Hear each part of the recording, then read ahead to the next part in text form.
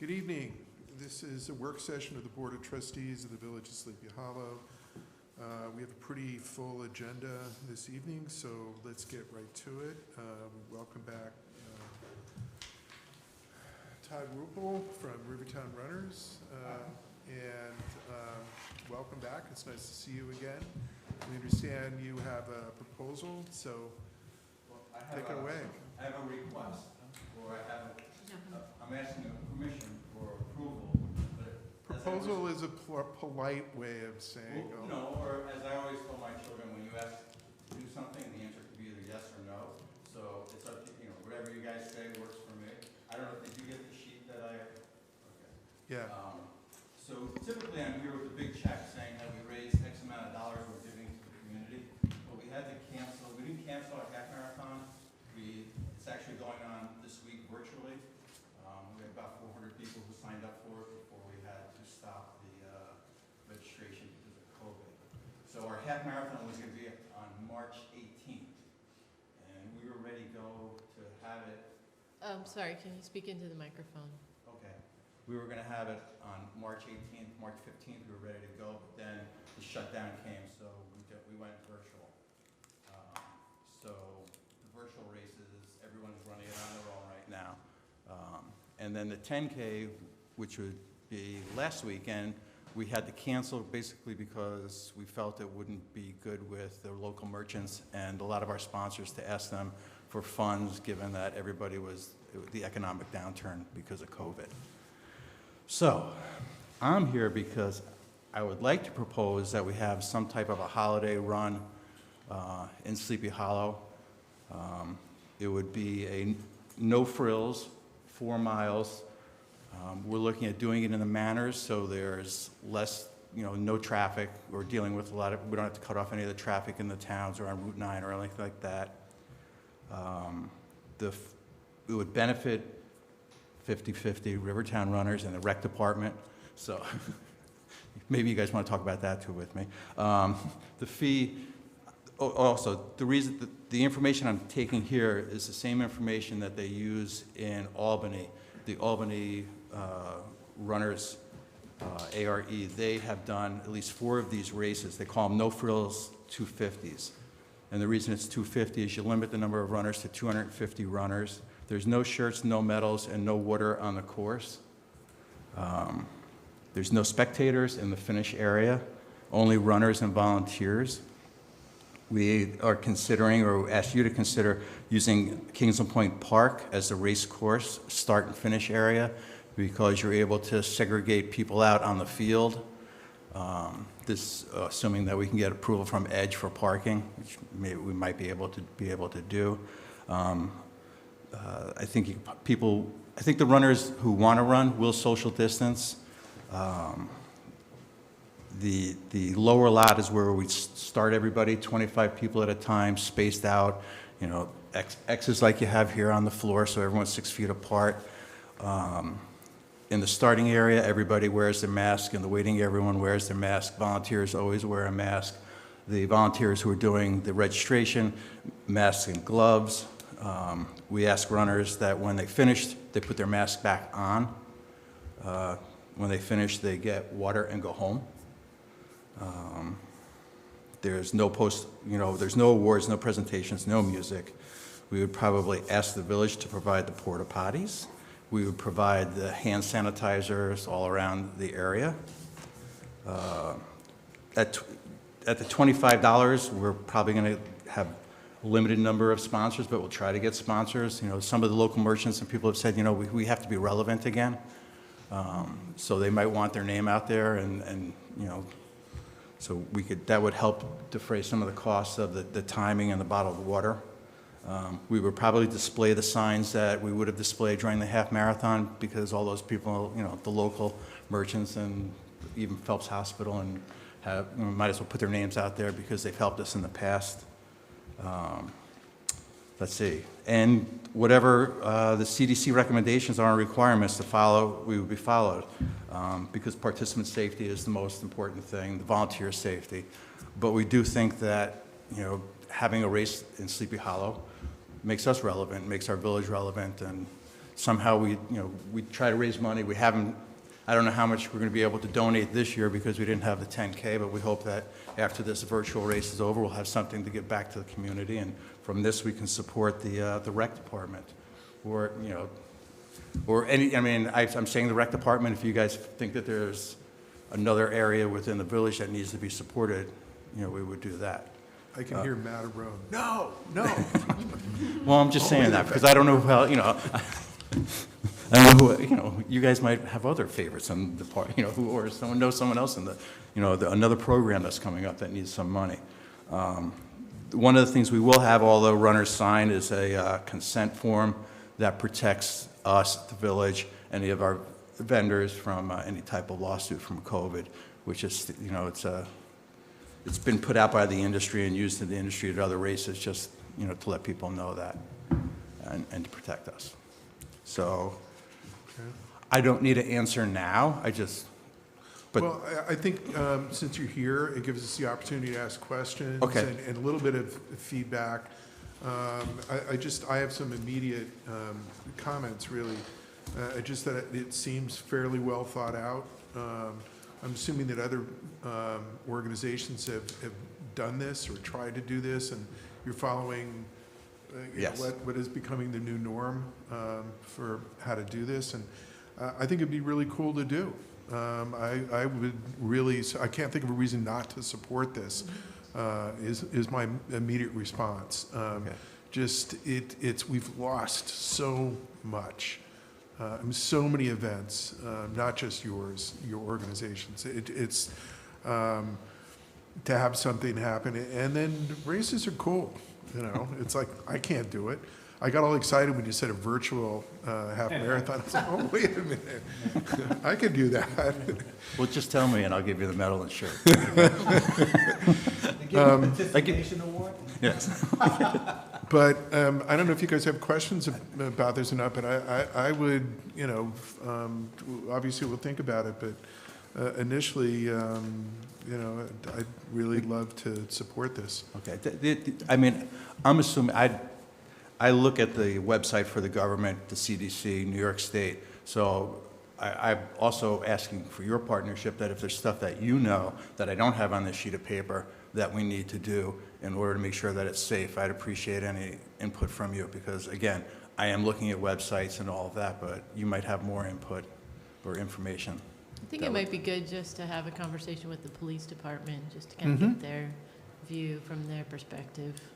But, otherwise it seems like a great idea. Okay. Yeah, I'm definitely in favor of us getting back to some events, and this seems like a good way to start off small and, Right.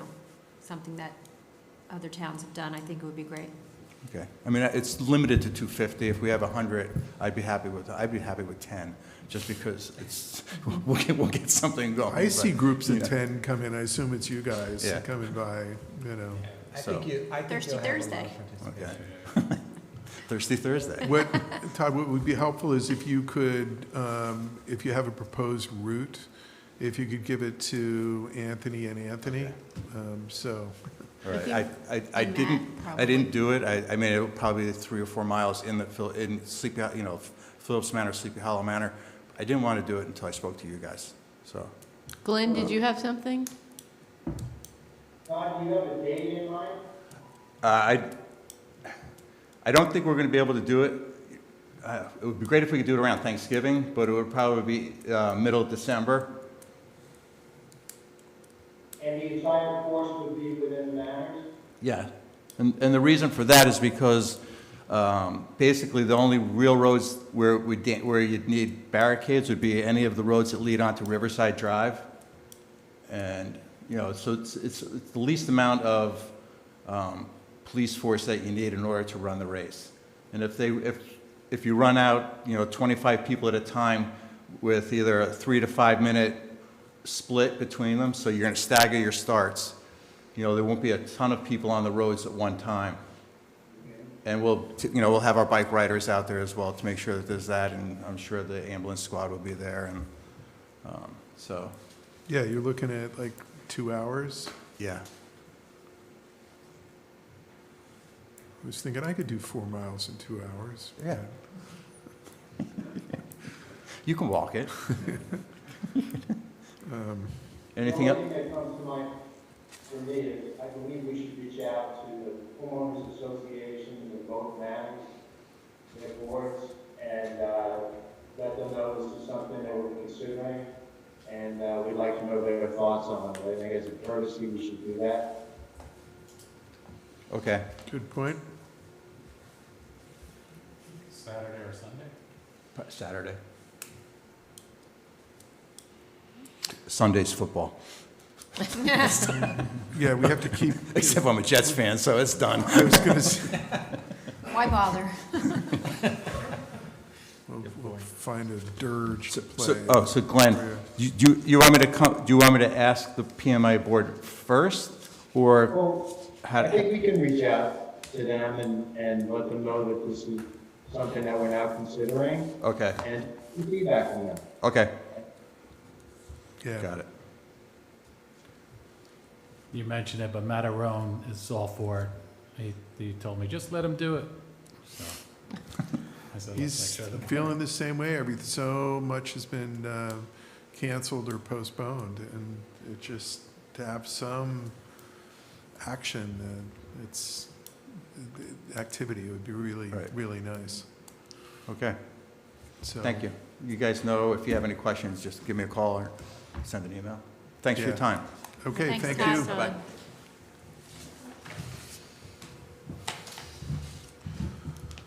Okay. Now we move on to next order of business. Next item is, we have some change order requests for our Continental Street Sewer Project. Mrs. Giacchio, those were sent out, I know. Recommendation from James Natarelli at one of the engineering firms that we use regularly. We'll walk through the change order requests. Yeah, all of these items were not foreseen because it was only until they started digging up the area that they discovered them. One was a situation where there was a sewer extended that was damaged, that needed to be replaced, and now's the time to do that. A couple others had to do with the fill that they had pulled out.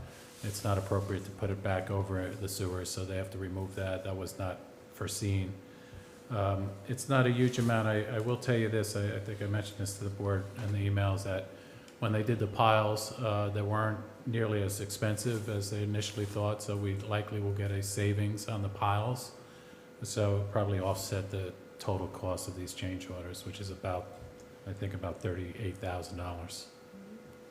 We won't know that until the end of the project, though. Well, I think everybody hasn't had a lot of time to kind of read through these, but we did get them. We need to, from what I see, all of them are things that need to be done. And the only question is whether or not anything in here is not really a change order, but just something that was really part of the existing contract. And is Mr. Natarelli convinced of that? Yes, yeah, this is actually his recommendation to pay this. Okay, Seems reasonable. yeah. Any questions for, additional questions?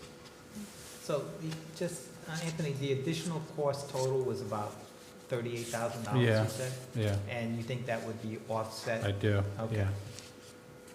Of course, I mean, they're finishing up, a majority of the sewer is installed. They have to do connection to Continental Street right now, which is a little extensive work that they have to do because they have to dig up the road and make the connection. But a majority of the project is completed. The next phase after they do the connection is the restoration, which is another, but we know what the restoration is. So I don't expect to be a lot more unexpected costs related to this. And like I said, there were savings in other areas. Okay, thank you. We can approve this next week? Yes. Okay. Glenn? Yeah, Okay. No, I just want to make sure that I catch any questions that you may have. Okay, Mr. Giacho, next up, the survey for Clinton Street. This is a grant project, community development block grant. We were awarded, I think, $200,000, and this is part of the project to do a survey. The county gives us assistance in planning and design. Suzette Lopane from the County Planning Department is the one who did the RFP for these surveys, and this is the first step in the design, is to approve the survey for Clinton Street. And I think you have a summary of the bid results and her recommendation. Yeah, and the recommendation is to go with Spinelli, who was the lowest of, it looks like there were 5 respondees, and they were the lowest bid, Correct? at just under $8,000. So award the bid next Tuesday. Everybody okay? All right. Okay, next up is Halloween. Chief, you want to join us for this discussion? And let me just start while you're making your way up here by repeating something that I said last week, and that regarding trick-or-treating, and that it's really going to be a personal choice this year, like it is every year.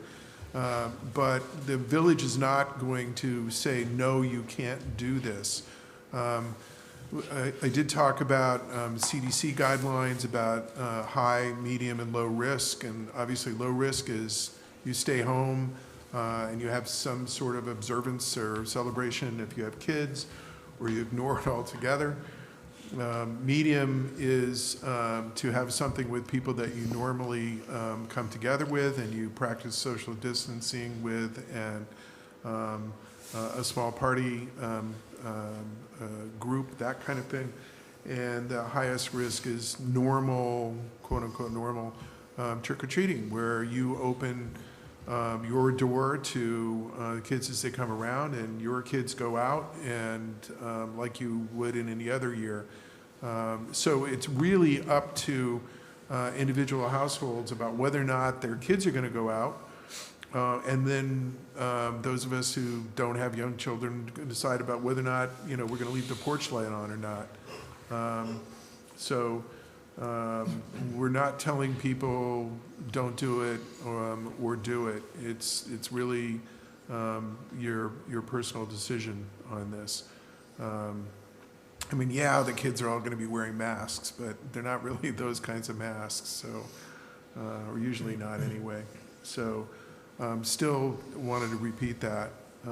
And I ordered a curfew last week of 9 o'clock. I think if anybody is out, let's keep people off the streets late, especially the not so young people who might have a lot of energy they want to burn off. Let's try to be safe in all ways. Chief, you had some comments about Halloween? Yes, I issued a letter, it's posted to our website, and it's just some precautionary measures. Obviously, mask costumes are in this year. I think they're in every year, but specifically this year. Washable, disposable gloves can be worn and carried. Use hand sanitizer, of course. Of course, this is one that we issue every year. Wear a costume you can walk in, comfortable footwear, and nothing that drags on the ground. Work one side of the street, and then go over so you're not crossing over the double yellow line. Avoid going out in large groups. This is new, of course, this year. Stick to immediate family. Encourage teens to observe social distancing. Yeah. Wow. If driving trick-or-treaters on their rounds, make sure the kids are getting back into their car seat. Work and have them come exit and enter the vehicle from the passenger side, which is, of course, always the side closest to the sidewalk. Only accept candy that is totally wrapped and sealed, and take COVID precautions when you get home, as far as that. Then the rest are normal, that we put out for our drivers. Although there may be less children out this year, that doesn't mean that there won't be anybody out. Take it a little bit slower than usual. Obey all traffic signals and signs. Avoid driving distractions even after traditional trick-or-treat hours. As you know, older kids tend to be out later, which hopefully they'll obey our curfew, I'm sure.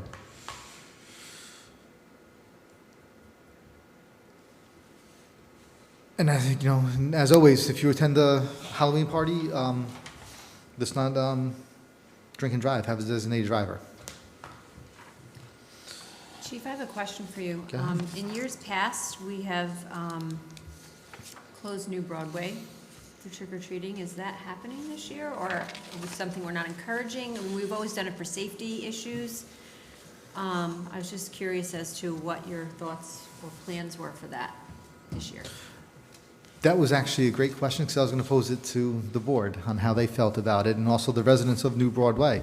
We don't want to have an influx of people to that neighborhood, especially if the residents of that neighborhood don't want to take on the extra risk. Have you heard from anybody from the neighborhood at all? Have they reached out to you, Other than the village clerk?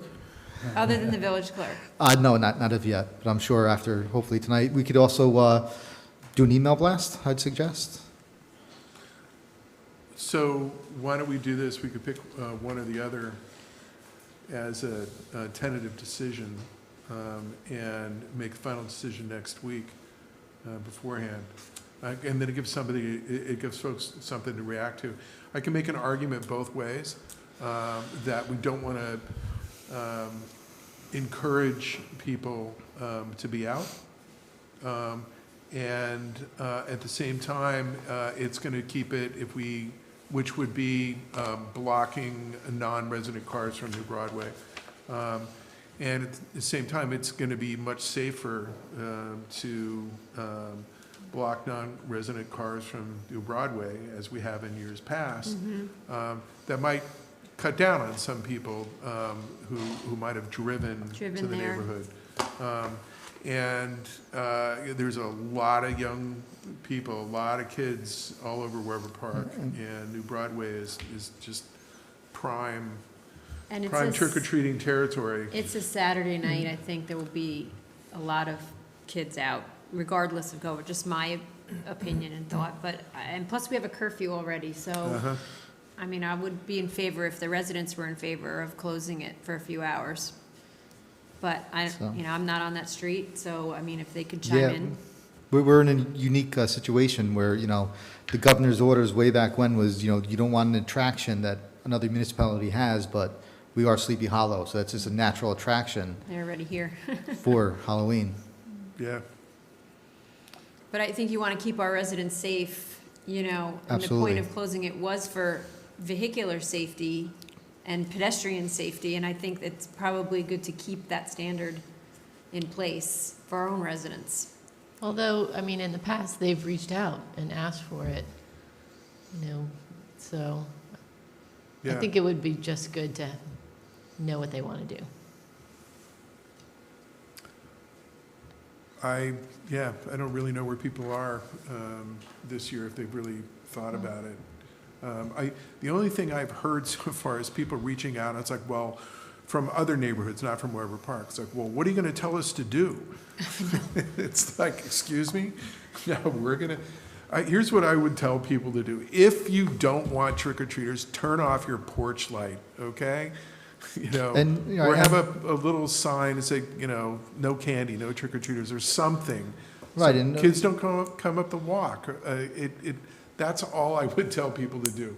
And otherwise, it's like, look, folks, you want to participate. You don't want to, then don't. I go back to some nasty storm that we had, And we were like on New Broadway, because we lived on Mapleton, and on New Broadway, nobody had power for like 4 days.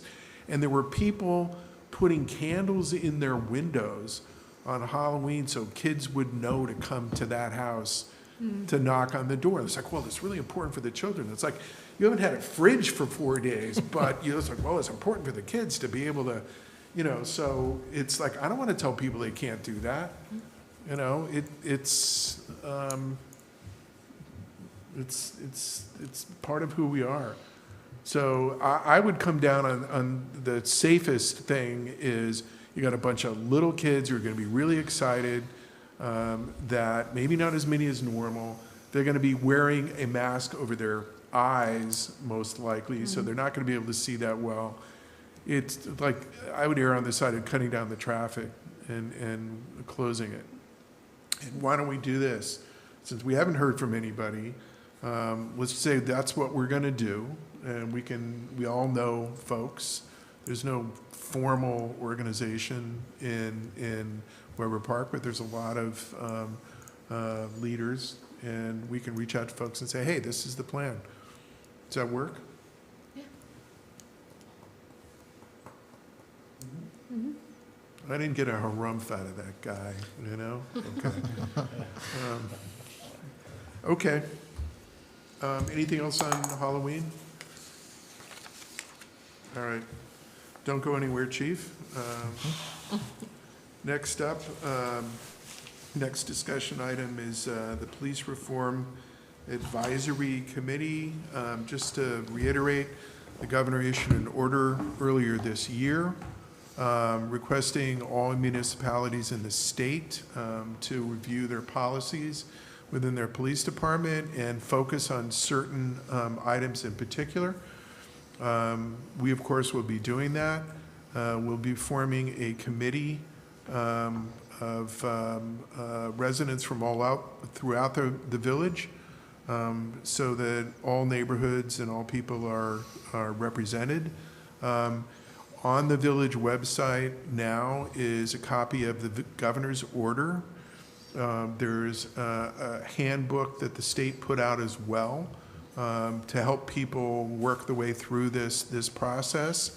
The policies, the current policies of our police department are there as well.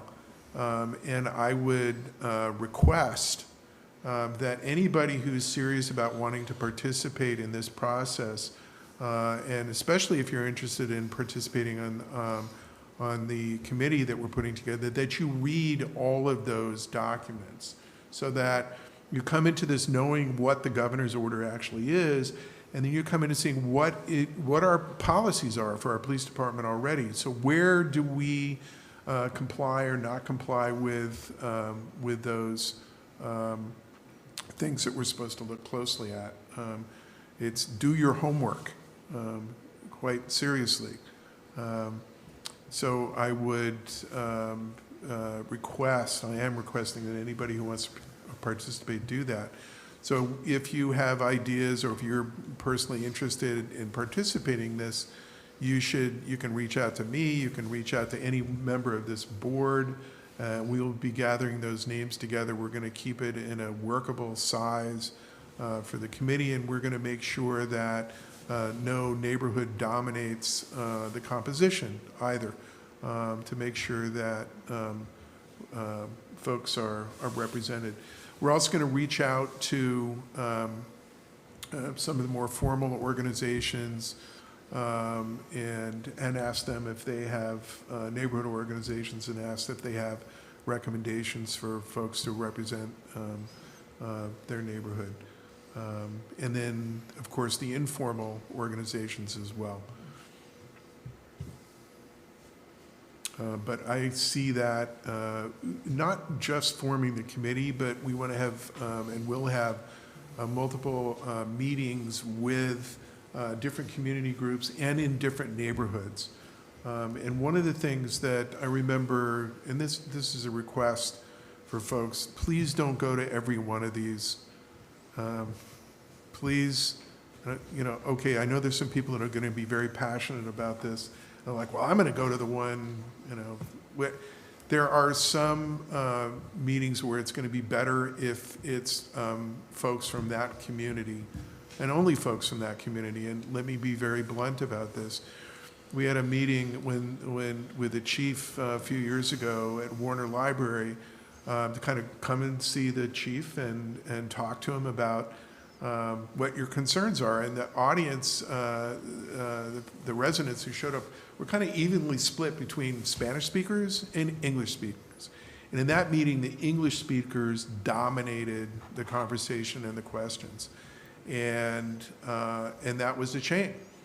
So you had a bunch of people that really felt like they couldn't participate, felt like they were there but not able to get their thoughts across.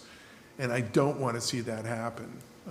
So if we have something if St. Teresa's is kind enough to offer their space for a meeting, in which they've been great about that in the past, then if you're not from the neighborhood, please don't come. There'll be plenty of opportunity to have your voice heard in other forums as well. So respect your neighbors and let their voices be heard.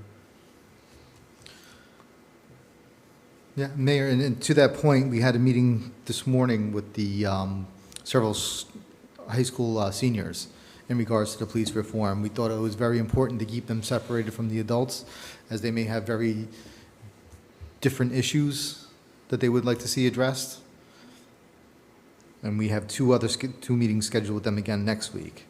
Good point. And we're going to keep them separated from the adults. But yes, the youth of Sleepy Hollow, Tarrytown are going to be represented in this. That's Great. That's great. It may even take a regional approach, because it's hosted by West Corp, and they got the village of Tarrytown, Sleepy Hollow, Elmsford, and Greenberg together, and with the hopes of not only using the issues addressed and their recommendations for our reform order, but also making a regional student youth council for the police department and all those jurisdictions, where we could talk to our youth, they can get together on themselves and say, oh, this is what we did in Sleepy Hollow, and share ideas that way. Okay. Great. Additional comments?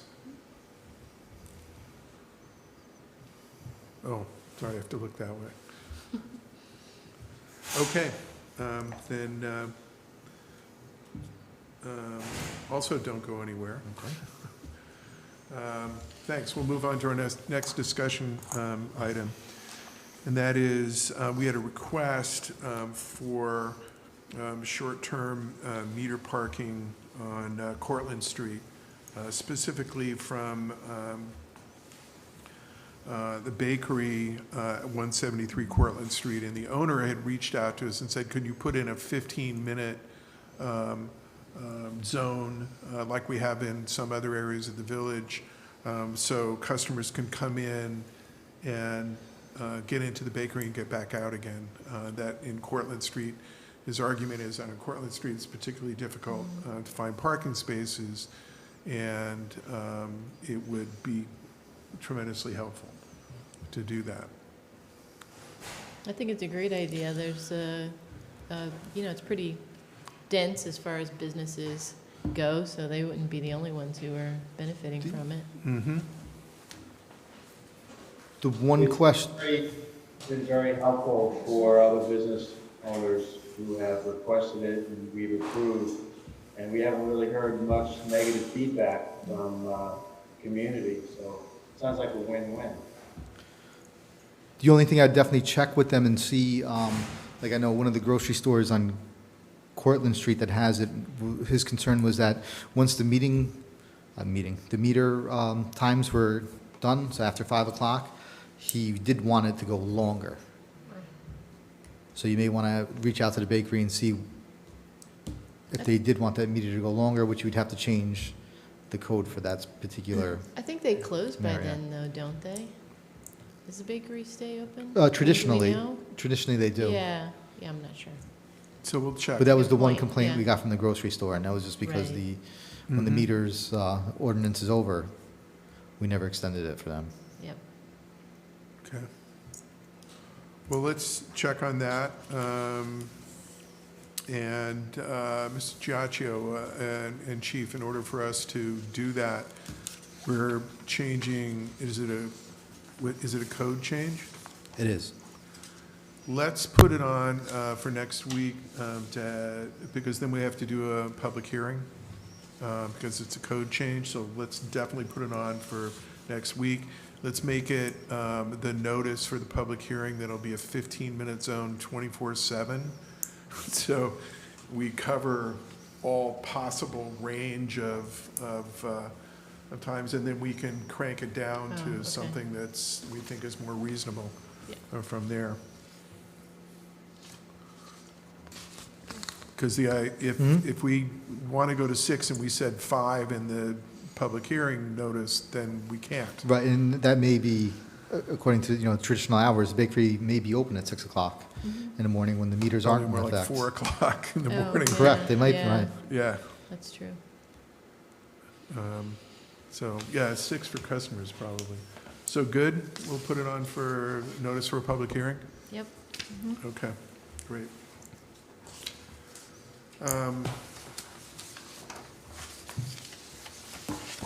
Next up, we have we got a copy of the proposed point system for the LoSAP program for the fire department, thank you, Chief, and for the ambulance corps. And it kind of goes through and explains, you have to get 50 points in a year in order to have that year qualify, correct? Yes, 50 points.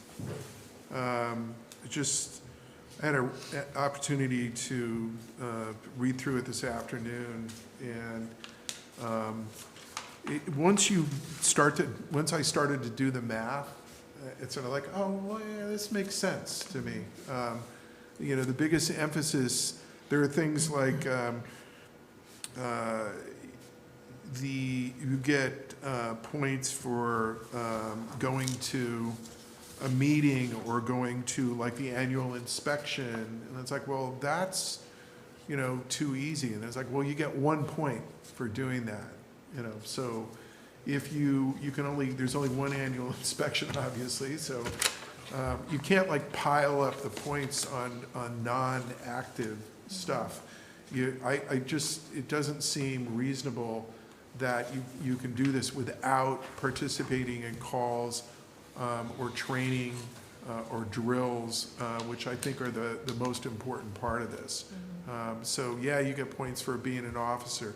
Well, that also is important because it means you're in a leadership position. So I think between the two of them, it seemed kind of sane and thought out. The other piece of it I think that is important, there's a set of guidelines that the state had put out, and you have to comply with the state guidelines on how you award points or how a ambulance corps or fire department awards points. And my reading of this is that it was pretty carefully put together to make sure that it complied with those state, I guess they're not guidelines really, they're regulations. In order to have a LoSAP program, you have to do it in a particular way like this. So I think this is kind of informational. The program has to be submitted to the state and they have to approve it. But does anybody have any comments on the point system? No, it looks great. I haven't had an opportunity to read through it all yet, but it looks good glancing over it. Yeah, like I said, once you sit down and say, okay, I'm going to do as little as possible, well, it doesn't really, Yeah. you got to do some of the most important work. I mean, all this stuff listed here for both of them is important, but you have to do some of the most important stuff in order to qualify to have enough points. So are you saying, Ken, that everything that's on here is approved by the state in terms of point generation? That's my understanding, that you have to comply. they won't allow you to have a LoSAP program or a LoSAP if you don't comply with their regulations is how you can award points. You know, like you couldn't do something, it's like, well, you're the chief, so you automatically get enough points, period. And it's like, no, you don't. You still have to, like everybody else, every member has to go through the same thing. So there's no kind of super bonus there. So Anthony, was this sheet provided by the consultant? This was provided by the two departments, By the, and it kind of gave us the summary of how they achieve each of these points and what they need to do. Two things beyond this, we do still have to engage the consultant. We engage the consultant up until the referendum. We need to get a proposal and approve that moving forward, and one of the things we would ask them to do is to make sure that this complies with the state point system. The second thing the village board needs to consider is because of the pandemic, there's additional points that could be given to the volunteers because they can't attend parades, they can't attend meetings. In many cases, the older volunteers are instructed not to show up on calls. So the state has given permission to municipalities to give extra points to the volunteers if it's your option to do that, but it would be based on the fact that they can't go on as many calls and generate as many points during a pandemic. And another thing to think about is to reward them during the pandemic. Obviously the ambulance corps in particular went on many more calls, many more were in the thick of things, and they could be rewarded that way. So that's the rationale for giving extra points during the pandemic, and that's entirely up to the village board to allow that. When is this all gonna go into effect? I mean, will it start in January, or are we prorating all of this? It's all prorated from January 1st of 2020. So anything that they've done Yeah. will be credited towards it? Anything they've done this year?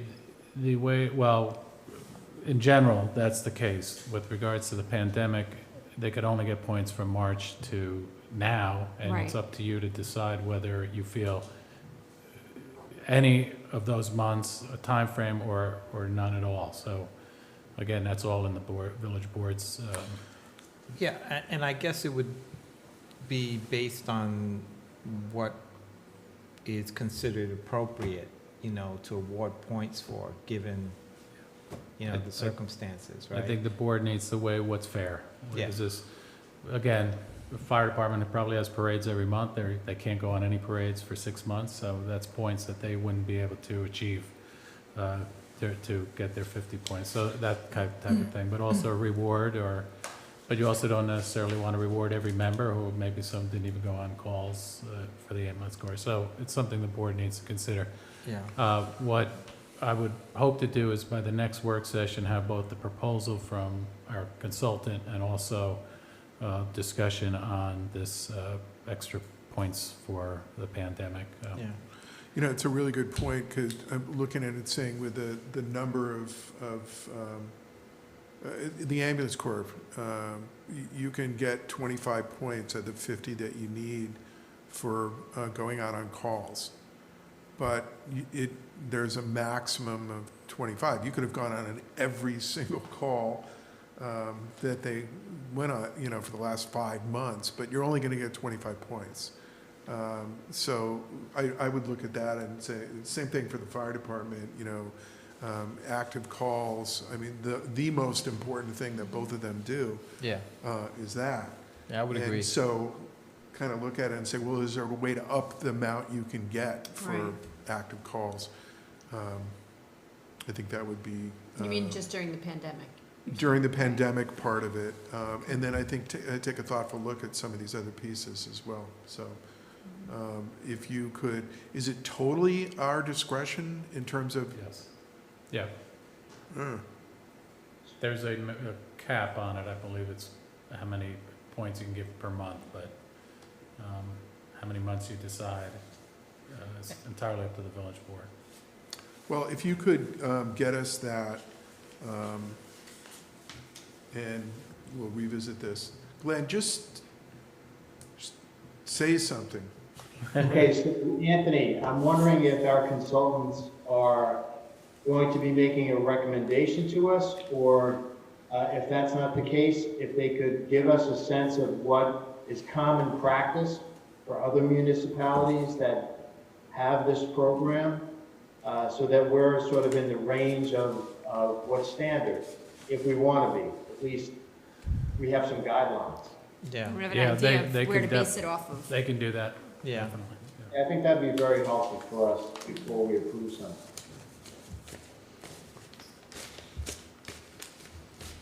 Okay? So we'll revisit this. Great, thank you. We've got one additional